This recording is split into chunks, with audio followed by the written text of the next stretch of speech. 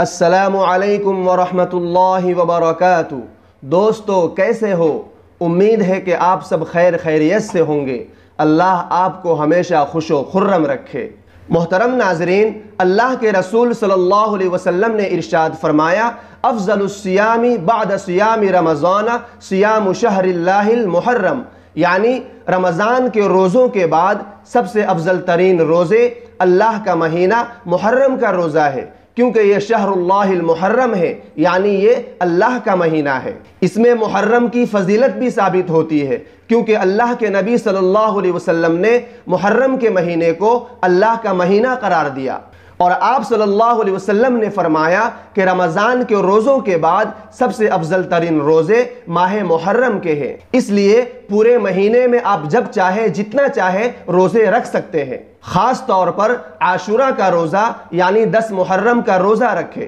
کیونکہ اللہ کے نبی صلی اللہ علیہ وسلم نے ارشاد فرمایا، صیام یوم عاشورہ احتسب علی اللہ ان یکفر السنۃ التی قبل،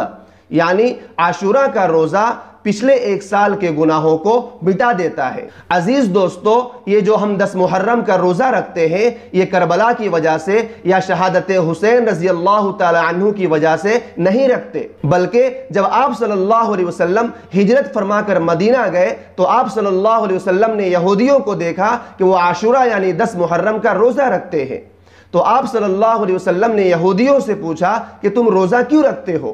تو یہودیوں نے جواب دیا کہ حضور، یہی وہ دن ہے کہ اللہ تبارک و تعالیٰ نے موسیٰ علیہ السلام کو نجات دی اور فرعون کو غرق کیا، تو ہم ان کی خوشی میں روزہ رکھتے ہیں۔ تو آپ صلی اللہ علیہ وسلم نے فرمایا، نحن احق بموسیٰ منکم، کہ تم سے زیادہ حقدار موسیٰ علیہ السلام کے ہم ہیں۔ پھر آپ صلی اللہ علیہ وسلم نے 10 محرم کا روزہ رکھا، اور ساتھ میں یہ بھی فرمایا، سومو یومن قبلہ او یومن بعدہ، یعنی ایک دن پہلے روزہ رکھو یا ایک دن بعد میں روزہ رکھو، تاکہ یہودیوں سے مشابہت نہ ہو جائے۔ لہذا افضل یہ ہے کہ 9 اور 10 محرم کا روزہ رکھا جائے، کیونکہ ایک حدیث میں اللہ کے نبی صلی اللہ علیہ وسلم نے ارشاد فرمایا کہ ہم اگلے سال 9 کو بھی روزہ رکھیں گے، لہذا افضل یہ ہے کہ 9 اور 10 محرم کا روزہ رکھا جائے۔ اللہ تبارک و تعالی ہمیں سنت نبوی پر عمل کی توفیق مرحمت فرمائے، آمین یا رب العالمین۔